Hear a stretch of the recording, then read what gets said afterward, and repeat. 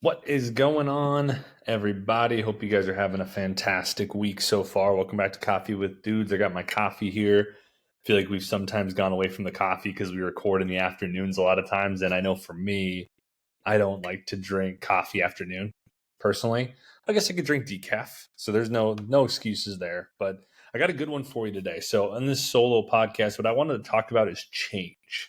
Something that we have a lot of in our lives, but it can be very difficult to do. And sometimes I found for me, I get stuck in the same patterns, just doing the same thing over and over again. And it's tough to take that first step to like a new you or to a new workout plan or to a new diet or whatever it is. And especially if we have aspirations and goals of getting in better shape or, improving in our career, improving in our relationships and improving in every area or any area of your life, like it requires changing. And so what I did some research on today is just first off, like, why is change so difficult? I think that's the big starting point. It's like, why is it so difficult to change? And really what a lot of science says is that our brain is wired, and it doesn't take science to know this. Like, we're wired for comfort and predictability. I think certain people are wired more for these things than others. Like for me, I love predictability, which is kind of funny because my schedule for work is as far from predictable as it gets. It's gotten more predictable through schedule changes they've made within the company, but like I'm on call, most of the week, and that is as unpredictable as it gets. I could not get an appointment. I could get 2 appointments. I could get 3 appointments. Like it doesn't know, but I've gotten better with it as I have gone through the process. And sometimes it's good weeks, sometimes it's bad weeks, but our brains love efficiency. They love to prefer like the familiar, things that are safer, things that require less energy from us. And so it's easy for like habits to become automated, like for us to automate these habits, even if they're not ones that are beneficial for us, like they're bad habits or things that aren't actually moving us towards our goals. And when we try to change our prefrontal cortex, which is the decision making center of your brain, has to work much, much harder. And so it can be exhausting, like even though maybe not physically, mentally exhausting. So that's a huge part of why change is hard. It also requires, kind of along the same lines, it triggers a threat response with us. Like neuroscience, it says here, so it shows that uncertainty and loss of control activates the amygdala, which is the same part of the brain that is involved in fear. It's like the fear center of the brain. And so even positive change, like getting a new job, having a fitness goal, getting like trying to get in better shape, can feel stressful because it disrupts what we are comfortable routine and like the norm and everything like that. So hopefully this is helping. Two more things as well. It's like we rely too much on motivation is a huge reason why change is difficult. Motivation, we've talked about this so many times in this podcast. It is not going to always be there. Like we're not going to always wake up and have tons of motivation to go to the gym or to eat a certain way or to, go to work and, put in the effort needed to be successful in whatever area of life that you're at that given moment, which is why discipline is so much more, so much different. It's so much better to rely on. But motivation, like it's driven by emotion, not structure. So when it fades, which it's going to fade, like I said, like we're not going to always be motivated. You need certain habits and systems, cues, like accountability within your life to be able to move forward with your desired path, goal, all of that. And then the last thing is just we often try to change too much at once. So we talk about many times like meeting yourself where you're at, like so many times with a fitness goal, health goal, weight loss goal, whatever it is, like we try to change everything. It's like, oh, I'm not eating quality foods, I'm not eating enough protein, I'm not moving at all, like I'm also not working out, and now we're going to go from zero workouts, 2,000 steps a day, eating low quality foods, eating 50 grams of protein, to eating 200 grams of protein, going 10,000 steps, working out 5 days a week, and eating all quality foods, which is something that maybe you can keep up with for a week, and then all of a sudden you fall back in your old habits and you say, this isn't for me, right? It's like we always try to change too much, and just making those small changes that actually are doable for you, and asking yourself at different parts of your season of life, like what is actually manageable for me to do this week. Like you could have such a busy week with work and social events and whatever it is.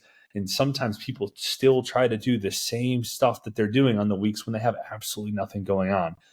And then you just think that you're a failure and you beat yourself up. So trying to understand that different weeks, different days are going to require different amounts from us. But if we can continue to chip away and just do something a little bit, like even right now, like my goal right now is just to move every day, right? And like I still get 3 to 5 workouts in a week, but like I'm just trying to move every day. So I go on a walk first thing in the morning, and like that already, now I have the win for the day. And then I come back and I generally get a workout in, or I go to the gym and then I get a walk in.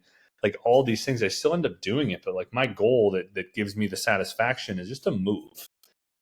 And I feel like if you're moving your body, like you're going to continue moving in the right direction as well. And so then what I did is I looked up some of the best science backed ways to be able to make change easier on yourself. And we talked about some of this, and really a great book, if you haven't read it, is Atomic Habits by James Clear, which is going to talk through, I'm sure plenty of these things. Like it talks about really all of these things. It's the best book when it comes to building small, like repeatable habits and getting sustainable results that you can actually keep. So if you haven't read that, it's a great book to read.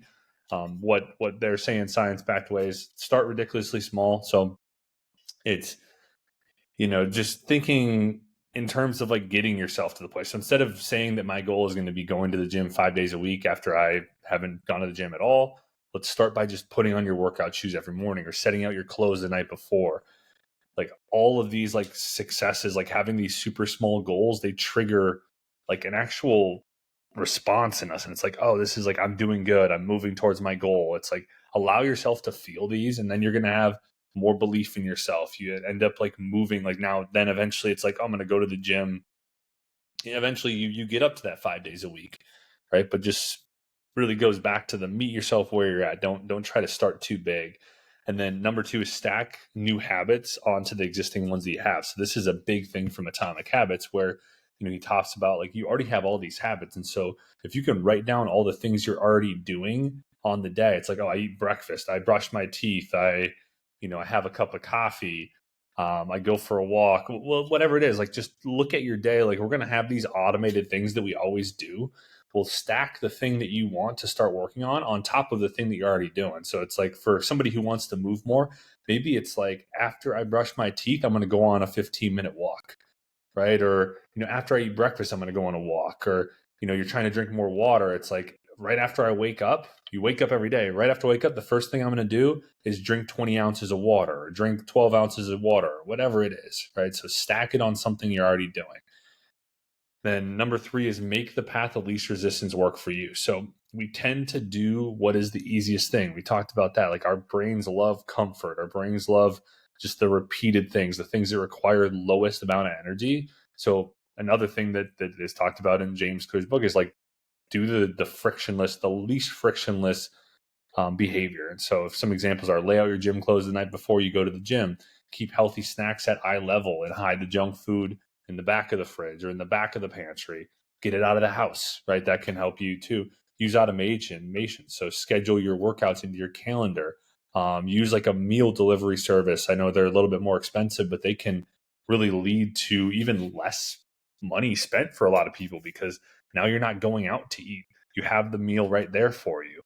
Those are just some big things that can help there. Another one is use identity-based changes. So a lot of times we try to like change things without actually starting at the base level of our identity, which we're always going to come back to that over time. Like we can start to change, but if we don't actually believe that we are that person, it goes to like one of the big examples people use is the smoking thing, where it's like people who have smoked for a long time, if asked, that certain people, it's like they're trying to quit, they will say when asked, oh, do you want a cigarette, like that no, I'm trying to quit smoking, right? Or no, I don't smoke right now, or whatever it is. Whereas like somebody who really is going to have that sustainable smoking habit done says, no, I'm not a smoker, I don't smoke, right? Well, that's like more of an identity based thing. And so it's like, not I want to lose weight. It's like I'm the type of person who keeps the promises to myself. Like, focusing on who you want to become versus what you want to do, and really changing yourself and your identity is a huge thing there. And then I'll do one more here to wrap things up for this one, because there's plenty of other ones we could talk about, but if you can just reward progress, not perfection. That is a huge thing. And we talk about this all the time. Like, we try to be perfect. I know, like, the perfectionist, I've always been somebody who's a perfectionist, and I've gotten a lot better at not being that person over the course of the last few years. But, your brain, it learns through that positive reinforcement. So if we can, like, reinforce ourselves and not guilt ourselves for not doing something, it's huge. We talk about celebrating the small wins, like just little things, like all the wins. Oh, I drank water. Oh, I had a quality food. Oh, I had some protein in this meal. I went on a walk. I got a workout in. I stretched my body. I went to sleep at a certain time. Like, all of these different things are huge wins, but a lot of times we can just try to celebrate the huge milestones. Oh, I lost 10 pounds. I got to the 10-pound weight loss. Or, oh, I went down a size. Like, all of those are great wins to celebrate, but they're not going to happen as often. And so if we're constantly waiting for these huge milestones, we're just not going to get there. And understand that it's going to be, Matt talks about all the time, starting sloppy, one of his huge things. It's not going to always be rainbows and butterflies. Like, there's going to be times where it's not as easy, and you're not going to do the things that you said you were going to do. But if you can not guilt yourself, not beat yourself up, and just focus on the other wins, a lot of times you could do 100 things great and have 100 wins in a day, and have one thing that you didn't expect, like that went wrong. And a lot of times we'll think of that day as a failure because of the one thing that wasn't ideal or didn't go to plan, where there was 100 things. Like, the percentage of things that didn't go right was such a small percentage to the things that actually went right. And so understand that, like, we can celebrate all those things, and don't let these small little missteps or road bumps, like these little super small things, get in the way of you continuing to move forward. And so reward yourself for all those, give yourself grace, and things are going to go well. So hopefully this has been helpful. I know, as always, this is always I always talk about topics that I want to get better at as well. And so, Matt and I were not perfect. I'm like as far from perfect as I think you could possibly get. And so I'm always trying to work. Like, I've actually gotten so much better with grace over, the past year, especially, I would say, and just understanding that shit's gonna happen. Like, I'm definitely not in the best shape of my life. That's fine. Like, I have so many amazing things going for me, and I feel fantastic and happier than I've ever been before. And so, just don't gauge yourself by these, like, certain areas. Like, understand that, like, you can continue to make progress and continue to focus on getting healthier and losing weight if that's your goal, but also enjoy your life too. Like, allow yourself to enjoy it, allow yourself to, like, be happy. Like, we just never really know how much more time we have on this earth. And I think it's important to, like, live in the moment and just enjoy the shit out of your day and the people that are in it. And I know for me, one question that I don't know if I talked about this on the podcast recently or not, but a good question that has helped me with a little bit more gratitude in life has been the question of, like, what am I taking for granted, or who am I taking for granted in life? And it's like, it's a good lens to look at, like, the things that maybe you are, like, not great, not showing the gratitude that it deserves, right? There's plenty of people that don't have loved ones around them, don't have friends and family that are, maybe they've passed away, different stuff like that.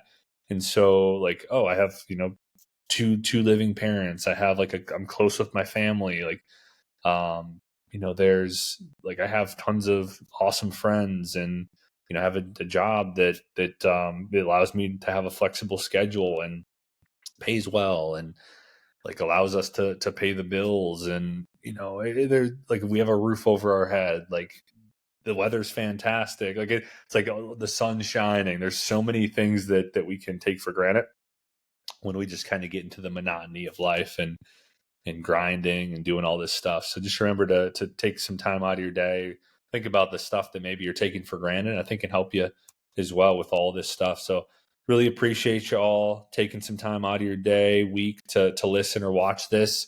If it wasn't helpful, all that we ever ask is just share it with somebody, friend, family, coworker, somebody who you think could benefit from this one. I feel like this is a good podcast that can really help a lot of people. Even if you just take one of these things I talked about, I think it could be a very beneficial thing. So really appreciate you guys. Hope you guys have a fantastic rest of your day. I'll be talking to you soon.